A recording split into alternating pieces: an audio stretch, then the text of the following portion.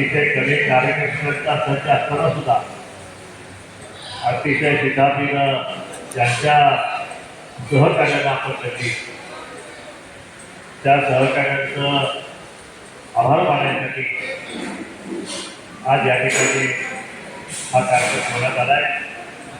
या कार्यक्रमात आज या कार्यक्रमाला शुभेच्छा देण्यासाठी उपस्थित आपल्या समाजाचे ज्येष्ठ नेते आदरणीय मंत्रीदाते या ठिकाणी उपस्थित आहेत। त्याचप्रमाणे गृह समाजाचे नेते आदरणीय व्यंकटरामा या ठिकाणी उपस्थित आहेत। या ठिकाणी आमचे ज्येष्ठ नेते शेंगे सर उपस्थित आहेत। त्यानंतर अनेक मंडळी उपस्थित आहेत। त्या ठिकाणी प्रभूचं सर्वांना कार्यकर्त्या जो नुकताच आपल्याला आपल्या चळवळीला त्या ठिकाणी जॉईन झालेलं आहे असं प्रशांत त्या ठिकाणी सभापती उपस्थित शाळेताई उपस्थित आपली सगळी ज्येष्ठ मंडळी सगळे कार्यकर्ते अनुसरण करू। आज या ठिकाणी आभार तर आपलं मला मानायचंच आहे, पण तुमच्या आभाराची जी काही तुम्हाला जावं लागलं कारण लढा अजून संपलेला नाही। आपली लढाई अजून संपलेली नाही। लोकसभेची लढाई ही फक्त आपली ट्रायल होती। कारण कधी कुठली शिवाजी महाराज सुद्धा काही लुटुपुटीच्या लढाईचा लढत असतो, त्यावेळेस सैनिकांना त्याचे ट्रेनिंग घ्यायला पाहिजे। इव्हन आपल्या सैन्यामध्ये सुद्धा बॉम्ब मिल म्हणजे एक लुटुपुटीची लढाई म्हणून सैनिकांना सतत सतवल ठेवायचं अशी एक लढाई असते, तिला बॉम्ब मिल म्हणतात। अशा बॉम्ब मिल सुद्धा लढाई त्यांची लढाव्या लागतात। ही लोकसभेची लढाई एकीकडे नवीन पक्ष झालेला स्थापन, दुसरीकडे साधनांची वणवा, कार्यकर्त्यांची वणवा, त्याचप्रमाणे अनेक आपले कार्यकर्ते जे आहेत ती इतकी वर्षानुवर्ष आपल्याशी या ठिकाणी आपल्या सोबत असायचे तेही सगळे कार्यकर्ते जे आहेत आमच्याकडे आता हे सांगितले की कुणी लाख दिले, कुणी 50 दिले, कुणी काय दिले, या सगळ्या आयुष्याला बळे करून आपले डोळ्यात देखत आपले काही पावले सुद्धा आपल्या विविध पाटलांचं विरोध करत असताना ज्या काही यातना ज्या आहेत त्या यातना तुम्हाला ज्या झाल्या असतील त्या ती यातना सुद्धा त्या मलासुद्धा झालेल्या आहेत। परंतु लढाई अजून बाकी आहे। त्यांना वाटतं की हीच लढाई आमची शेवटची आहे, पण असं नाही आहे। ही आमची ट्रायल आहे आणि खरी लढाई जी आहे ती आमची आता विधानसभेची लढाई या सांगली जिल्ह्यामध्ये 8 विधानसभा आहे। या 8 विधानसभा मतदारसंघामध्ये मी प्रचाराच्या काळामध्ये अनेक वेळा बोललो की जर आपली लोकसभेची आपण निवडणूक जिंकलो, आपला खासदार आपला झाला, तर एका खासदारावरती आपल्याला 4 आमदार जे आहेत या जिल्ह्यामध्ये आपल्याला या ओबीसी आणि बहुजनांची या ठिकाणी आपल्याला झालेले पाहायला मिळते। कुठलेच 4 मतदारसंघामध्ये तुम्हाला सगळ्यांना माहिती आहे, मला माहिती आहे, तुम्हाला माहिती आहे। त्या ठिकाणी जत तावला मतदारसंघ आहे, त्या ठिकाणी मी आमदार 21 दिवसात झालो आहे। आपले तिथे शेंडगे साहेब त्या ठिकाणी आमदार झालेले आहेत। नवखे मांगला शिवाजी बापू शेंडगे स्वतः ते आमदार झालेले आहेत। खानापूर आठवडीला अण्णासाहेब वेगळे ही नावं जी आहेत आणि बरीच नावं आता पडद्यावर गेलेली आहेत, बरेच लोक विसरले आहेत। अण्णासाहेब वेगळे यांनी सुद्धा असाच प्रस्थापित लढा देऊन त्या ठिकाणी आमदार झाले होते। अशा प्रकारे या ठिकाणी 3 आमदार 3 मतदारसंघ आपले आपण कधी ना कधी ते जिंकलेले आहेत। त्यावेळेस पुन्हा ठिकाणी आपलं उघड नाही आहे। त्या काळात बापू हे धनगर सभा नेते होते, मी सुद्धा धनगर सभा नेता होतो, अण्णासाहेब वगैरे सुद्धा धनगर सभा नेते। पण आता ज्या लढाई होणार आहे, आता ही जी लढाई होती धनगर म्हणून नाही भेटली, ही आता ओबीसी आणि बहुजनांचा नेता म्हणून त्या ठिकाणी नसतो। या दोन्हीमध्ये जमीन असण्याचा फरक आहे। फक्त धनगर म्हणतात तो की 8 ते 10% समजा तुम्हाला मिळतात, पण ओबीसी बहुजन म्हणलं की 60 ते 70% मतदान तुम्हाला मिळू शकते। हा एवढा मोठा फरक आहे आणि म्हणून 60% मतदार या ओबीसी आणि बहुजनांचं, म्हणजे त्यामध्ये पेटी माळी साळी कुस्ती कुबा धक्क वडा रामोशी ही सगळ्या जमाती ज्या आहेत त्या सगळ्या जमाती मिळून हा 60% होतो. त्या सगळ्या समूहाला या ठिकाणी ओबीसी नावात संबोधलं जातं. आणि या ओबीसीचं कठीण महाराष्ट्रामध्ये ओबीसी एकत्र झालेलं या ठिकाणी पाहिला. महाराष्ट्राच्या इतिहासामध्ये ओबीसी कधीच एकत्र झाला नाही. या प्रस्थापितांनी ओबीसीला कधीच एकत्र येऊ दिलं नाही. आपले छत्र पाडली गेली. तू टिऱ्याचा नेता, तू भाळ्याचा नेता, तू आपल्या रामुशाचा नेता, असं प्रत्येकाला वडवाचा नेता गेला, म्हाताऱ्याचा नेता गेला, असं करून त्या ठिकाणी आपल्या सगळ्या समाजामध्ये खूप वाढली. आणि शेवटी अखेरचा खरा जो आहे तो आपलं जे ओबीसीचं आरक्षण आहे त्या ओबीसीच्या आरक्षणावरती शेवटी यांनी आता या ठिकाणी खला घालण्याचं काम त्या ठिकाणी केलं. जरांगे स्वतः माझे परवा की भुजबळ साहेबांना म्हणत असताना म्हणणं की आता 80% तुमचं आरक्षण आम्ही घेतलं म्हणून सांगितलं. 80% ओबीसीचं आरक्षण घेतलं. त्या ओबीसीच्या आरक्षणामध्ये धनगरांचं पण आरक्षण आहे, बाकी सगळ्यांचं आरक्षण त्याच्यामध्ये आहे. हे आरक्षण जर आपलं गेलं तर आपल्याला राहिलं काय म्हणतं. आपल्या मुलाबाळांनी पुण्याकडे नोकरी मागायची, कशाकडे ॲडमिशन मिळणार आहे, कॉम्पिटिशनमध्ये ती पोरं टिकणार का, हा सगळा प्रश्न जो आहे. आणि त्यामुळं या मुलाबाळांचं भविष्य उद्ध्वस्त करणारा निर्णय जो आहे त्या ओबीसीच्या आरक्षण हिसकावून घेण्यामध्ये आहे. आणि म्हणून या महाराष्ट्रामध्ये त्या ओबीसीचं आरक्षण ज्यावेळी त्याचं 3-13 ज्यावेळी होताना पाहलं नाही.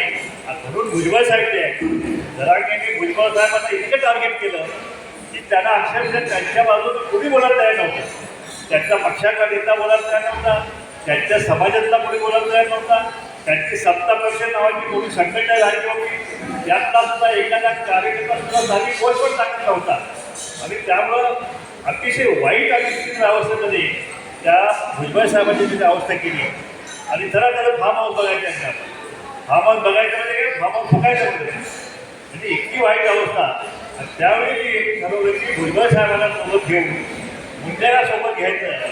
आणि मुंडे आणि भुजबळ आणि शेडगे हे जर मैदानात आले तर महाराष्ट्रामध्ये इथं कोणाच्या आवश्यकता भासत नाही. आणि म्हणून भुजबळाला सोबत घेतलं ते बाहेर काय आम्ही सुरू केलं. एका लाखाचे 2-2 लाखाचे नगरचा शेवटचा मेळावा तर 2 लाखाचा मेळावा झाला. 2 लाख लोकांचा मेळावा नगरचा मेळावा झाला. आणि त्यामुळं एकीकडे जरांगेंचं आंदोलन, त्या ठिकाणी मराठा समाजाचं अतिक्रमण, बंगले पेटवले, घरं जाळली, गाड्या पेटवल्या, त्या ठिकाणी भेषाळ टाकले गेले. आत्ता कुठे ह्या बीडच्या निवडणुकीमध्ये एका वंजारी समाजानं मराठा समाजाचं बहिष्कार घातल्याचं आपल्याला आपण सोशल मीडियाच्या माध्यमातून पाहिलं असेल. तर बहिष्कार हा घात हे पहिला कोणी घातला, पहिला बहिष्कार ह्यांनी घातला. ह्यांनी नागरिकांची घरं तोडली, त्यांचे धंदे उद्ध्वस्त केले.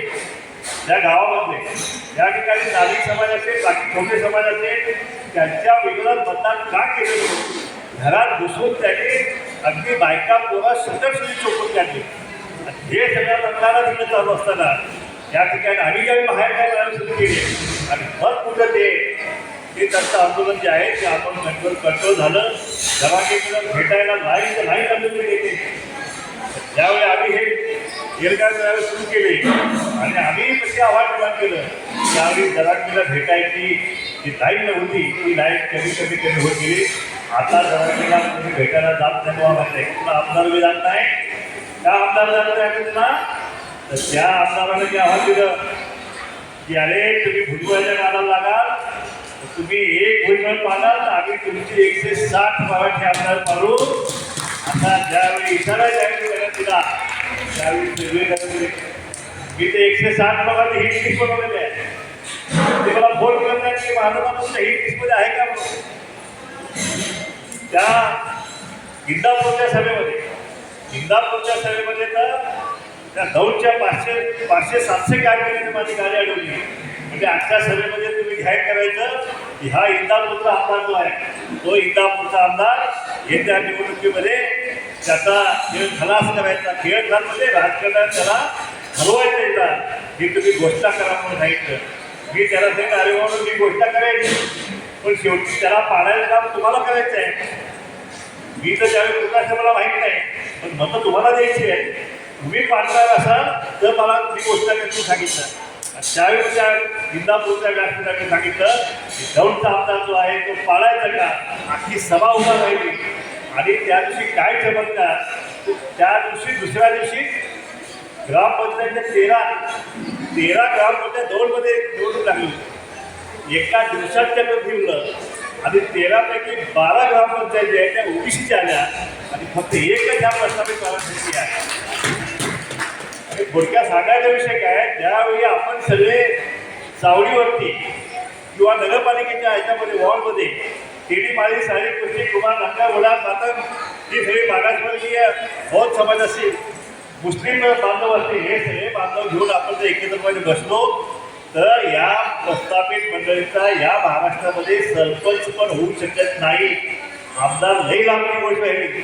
आणि म्हणून हा जो विषय जो आहे की ह्या सगळ्या एल्गार प्रवर्गामध्ये व आपण 107 पाडायचे, कसे पाडायचे, कारण तिकीट देणारे हित, विरोधी पक्षात पण हित मंडळी, सत्ताधारी पक्षात पण हित. आता आपल्याला तिकीट कोण देणार? तुम्ही तिकीट देता का हो, तुम्ही तिकीट देता का हो, तुम्ही तिकीट देता का. 2 पिढ्या उद्भव झाल्या तिकीट मागण्यामध्ये, मग सगळ्याला माहिती आहे तुम्हाला. मग पुन्हा मग हा विचार झाला की आता हा विषय संपवायचा तिकीट मागायचं. आता आपण स्वतःची तिकिटाची फॅक्टरी करायची. आणि म्हणून ह्या पक्षाची स्थापना त्या ठिकाणी झाली. आणि म्हणून मला कोणाला तिकीट मागायला कुणाच्या दारात जावं लागलं नाही, मला कुणाच्या दारात जावं लागलं नाही. मला तिकीट कोणी दिलं माहिती आहे का? हे इथे वाचून बघा, इथे ही जोड गोळी बसते ना, त्या जोड गोळीने मला तिकीट दिलं या महाराष्ट्रामध्ये. शक्य आहे का या जोड गोळीने तिकीट खात्यात? हा चमत्कार जो आहे, हा चमत्कार ह्या आपण पक्ष काढल्यामुळं हा चमत्कार करतो. आणि म्हणून आता इथून पुढं तिकीट मागायसाठी पुढे जायची आवश्यकता नाही. तिथल्या स्थानिक लेवलच्या तिथल्याच कार्यकर्त्यांनी ठरवायचं की आता इथला आपला आमदार कोण होणार, त्याला तिकीट त्यांनीच द्यायचं आहे. म्हणजे आम्ही सुद्धा वर्ण तिकीट कुणाला पाठवणार नाही की हा वर्ण उमेदवार गेला म्हणून. त्यामुळं आता ही विधानसभा जी आहे, या विधानसभेमध्ये आता 8 आमदार या ठिकाणी उभा करायचे आपल्याला. आणि विनंती आहे आपल्याला की आता आपल्याला ही लढाईची सुरुवात आहे आपल्याला करावं लागेल. प्रत्येक विधानसभा मतदारसंघात कोण इच्छुक आहे, कुणाला लढवायची इच्छा आहे, त्या सगळ्यांना आतापासूनच त्यांना आयडेंटिफाय केलं पाहिजे. आणि त्यांच्यामार्फत आणि नगरपालिका सुद्धा जे आहे ताबडतोब आता ह्या विधानसभेनंतर नगरपालिका ताबडतोब येणार आहे. त्यामुळे नगरपालिकेमध्ये वॉर्डमध्ये सुद्धा ज्याला कोणाला नगरसेवकाला उभा राहायचं आहे त्यांनी सुद्धा आत्तापासून कामाला सुरुवात केली तर माझ्यामध्ये निवडणुकीपर्यंत आपण नक्कीच विजयाचं गणित आहे तर आपलं सोपं होत जाईल. अशा प्रकारे आता हे नवीन विधानसभेचं रणशिंग जे आहे ते आपल्या आजच्या आभार प्रदर्शनाच्या मेळाव्यामध्ये मी फुंकत आहे. फुंकू का? लढाई लढायची का विधानसभेची? सगळ्यांनी हात वर करा. आमच्या 8 मतदारसंघात आपल्याला ही लढाई सांगितली, ही लढाई आपल्याला लढायची आहे. त्यापैकी किमान 4 आमदार जे आहेत त्या ठिकाणी 100% आपले निवडून आल्याशिवाय राहणार नाही. 5वा आमदार जो आहे तो मिरज जो आहे, मिरज मतदारसंघाचा 5वा आमदार सुद्धा जो आहे तो आपण सगळ्यांनी मिळून जर तो सांगेल त्यालाच आपण मतदान दिलं तर मिरजेमध्ये सुद्धा 5वा आमदार जो आहे तो जरी महाराष्ट्रवर्गीय असेल तरी सुद्धा मुस्लिम बांधवाला सोबत घेऊन आपण जर ठरवलं तर तो आपल्याच विचाराचा आमदार जो आहे तो या ठिकाणी येऊ शकतोय. त्यामुळं आपली ताकद जी आहे, आपली ताकद 60 ते 70% आहे. आतापर्यंत काय होतं, तुझं आहे तुझ्यापाशी तर तुझी जागा नोकर अशी आपल्याला माहीत आहे की आपली ताकद काय होती. म्हणून आता तो विषय आता संपलेला आहे. आता आपल्याला कुठल्याही परिस्थितीत वोट हमारा, राज तुम्हारा, नहीं चलेगा, अभी वोट भी हमारा और राज भी हमारा. हे घोषणावर घेऊन आपण आपला विधान उचलायचं आहे. आपला विजय निश्चित आहे, काही क्रांती करण्याचं कारण नाही आहे. आपली मतपेटी जी आहे ती ठरलेली आहे. आपली धरणपेटी आपली खाली असेल तर ती सुद्धा एकदा सत्ता आपल्या ताब्यात आली की आपली धरणपेटी सुद्धा तुमच्या सगळ्यांची धरणपेटी जी आहे ती सुद्धा भरलेली असेल. कारण 3-4 लाख कोटीचा खजाना, हा खजाना तुमच्या हातामध्ये या विधानसभेच्या माध्यमातून येणार आहे. त्यामुळे छोटे मोठे कॉन्ट्रॅक्ट देता का, कुठे PWमध्ये एखादं 1,00,000-2 लाखाचं 10 लाखाचं काम देतं का, हे आता विचारू का. आता कोट्यावधीची कामं हे आमचे ओबीसी बांधव जे ओबीसीचे कार्यकर्ते जे आहेत ही सगळे कामं कॉन्ट्रॅक्टर हे सगळे आमचेच असतात. इथून पुढे सहकार जो आहे तो सहकार सुद्धा आपल्याला आपल्या ताब्यात घ्यायचे, बँका आपल्या ताब्यात घ्यायचे, नगरपालिका आपल्या ताब्यात घ्यायचे, महानगरपालिका ज्या आहेत त्या सुद्धा आपल्याला आपल्या ताब्यात घ्यायच्या आहेत. हे काय जास्त अवघड गणित नाही. फक्त आपण उठायचं, आपल्या ओबीसी बांधवांसोबत घ्यायचं, मतदान केंद्रावर जायचं आणि फटाफटा आपल्या उमेदवाराला ओबीसी असेल किंवा मागासवर्गीय असेल त्याला आपण बटन दाबून त्या मतपेटीतून आपला राजा बाहेर काढणे एवढी सोपी लढाई जी आहे ती आपल्याला लढायची आहे. कारण भुजबळ साहेब सांगत होते, कारण आपली त्याची बैठक होती की शिंदे आणि होळकर आणि इंग्रज ह्या सगळ्यांना एका ओबीसी नेत्यानं जे काय ओबीसी योद्ध्यानं जे आहे ते जेवीस आणलं, 20 लढाया लढला आणि 20 लढाईमध्ये त्यांना पराभूत करणारा तो छत्रपती महाराजा यशवंतराव होळकर जो आहे त्याचा इतिहास जो आहे तो इतिहास ह्या सगळ्या इतिहासकारांसोबत हे कामच समज येतो. आणि म्हणून त्याही तो इतिहास दाबला गेला. म्हणून तो हा चक्रवर्ती राजा आहे ज्याने दिल्ली जिंकली, त्याने राजस्थान जिंकला, त्याने मध्य प्रदेश जिंकला, त्याने बिहार जिंकला, त्याने कलकत्ता ओरिसा जिंकला, हा एवढा सगळा प्रदेश आहे महाराष्ट्र जिंकला. कारण पेशव्याने दोघांना उडवली या ठिकाणी. पेशवे आणि शिंदे दोघांचा पराभव पुण्यातून केला. इतका मोठा चक्रवर्ती राजा या ब्रिटिश सत्तेला ब्रिटिशांचं एकही युद्ध जे आहे ब्रिटिश त्याच्यासमोर जिंकू शकले नाहीत. तुम्ही जर बॅटल ऑफ भरतपूर जर सर्च केला तर बॅटल ऑफ भरतपूर ह्या देशाच्या इतिहासातलं सगळ्यात लांब चाललेलं युद्ध आहे. ते पानिपतचं युद्ध एका दिवसात संपलं. कलिंगाचा सम्राट अशोक जो आहे त्याचं युद्ध जे आहे ते त्याचं 2 दिवस चाललं होतं. महाभारताचं युद्ध 7 दिवस चाललं होतं. पण ब्रिटिशांच्या विरुद्ध महाराजा यशवंतराव होळकरांचं युद्ध जे आहे ते 3 महिने त्या ठिकाणी युद्ध चाललं होतं. आणि शेवटी त्याच्यामध्ये ब्रिटिशांचा पराभव केला, त्यांना तह करून त्यांना बंगालमध्ये त्या ठिकाणी धाडण्याचं काम या ओबीसीच्या या नेत्याने केलं आहे. ती लढाई जी आहे ती लढाई आणि मतपेटीची लढाई ही सोपी लढाई आपण लढलोच नाही. ही लढाई आपल्याला लढायला पाहिजे, ही आपण लढलोच नाही. धीर आहे, दुरुस्त आहे.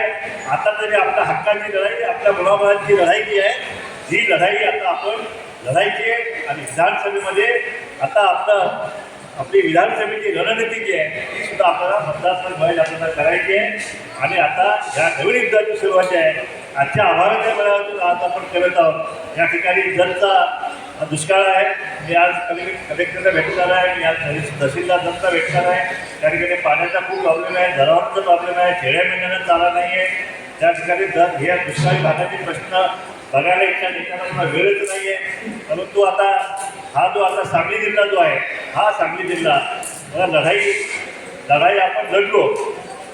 आपल्याला यश येईल किंवा पराजय येईल. मग एका पत्रकाराला प्रश्न विचारला, फार महत्त्वाचा प्रश्न विचारला की तुम्हाला या निवडणुकीत फक्त तुम्हाला 2% मते मिळाली, 2% मिळालं तुम्हाला तुमची काय प्रतिक्रिया आहे? म्हणजे 1 महिन्याचा पक्ष त्याला 2% मतं मिळत असतील तर ह्याच्यापेक्षा आणखी काय पाहिजे? कारण वंचितला सुद्धा इतक्या जुना पक्ष आहे त्यांना सुद्धा 2% मतं. आता ह्या वेळेला तो 1% मिळाले. त्यामुळे टक्केवारीमध्ये आम्हाला इंटरेस्ट नाही. आम्हाला लढायचं होतं, आम्ही लढलो. जय पराजयाची आम्ही तमा बाळगत नाही. या ठिकाणी आता ह्या सांगलीमध्ये ही बहुजनांची लढाई सुरुवात आम्ही केलेली आहे. इथून पुढं मगाशी तुम्ही म्हणाला की इथून पुढं प्रत्येक लढाई सांगलीमधली ही आपण ओबीसी बहुजनांची लढाई आपण लढायची. मग लोकसभा असू द्या किंवा विधानसभा असू द्या किंवा जिल्हा परिषद असू द्या किंवा पंचायत समिती असू द्या, काही काळजी करायचं नाही. आता तिकिटाची फॅक्टरीच आपल्याकडे आहे. त्यामुळं कुणाला पाहिजे तर उभा राहा, पाहिजे तर तिकीट घेऊन जावा. आणि आपली फार मोठी वोट बँक जी आहे ती वोट बँक जी आता तयार होत चाललेली आहे. ती वोट बँक ओबीसीची वोट बँक, बहुजनांची, मागासवर्गीयांची वोट बँक ही तयार होत चाललेली आहे. आता ह्या पुढच्या निवडणुकीमध्ये तिला अजून 10 येणार आहे. कारण आता जरांगीचे आंदोलन सुरू केलेले आता 4 तारखेपासून. काल आम्ही भुजबळ साहेब बसून सांगितलं की इशारा दिला सरकारला, कारण देवेंद्र फडणवीस आम्ही काल भेटलो सगळे ओबीसी नेते. आणि जर जरांगीचं आंदोलन तुम्ही नाही थांबवलं तर त्या ठिकाणी ओबीसीला स्वतंत्रपणे या ठिकाणी रस्त्यावरची लढाई ही आता सुरू करावं लागेल. एकीकडं मराठा आरक्षणाची लढाई, दुसरीकडे तुमची आपली ओबीसीची लढाई. याच्यामध्ये महाराष्ट्र हुडकळून निघायचं राहणार नाही. आणि जे काय महाराष्ट्राचं जे वातावरण होतं आता पण मराठा आणि ओबीसी हा कधीच नव्हता. हे हल्ली सुरू झालं आहे. हे कशामुळं आरक्षण पाहिजे तर ओबीसीतूनच घेणार, नाहीतर सुट्टीच नाही. नाहीतर त्याला बघतो त्याला हटतो त्याला बघतो ही जी भाषा सुरू झाली त्याच्यामुळं हा आरक्षणाचा वाद सुरू झालेला आहे. नाहीतर मराठा आरक्षणाला आपण कधी विरोध केला नाही.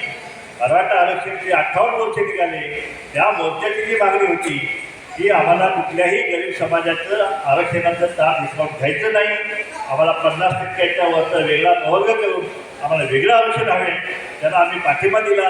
आत्तासुद्धा काल संपताना आम्ही सांगितलं तुम्ही 10% आरक्षण तुम्ही दिलेलं आहे वेगळं, त्याला आम्ही पाठिंबा देत आहे.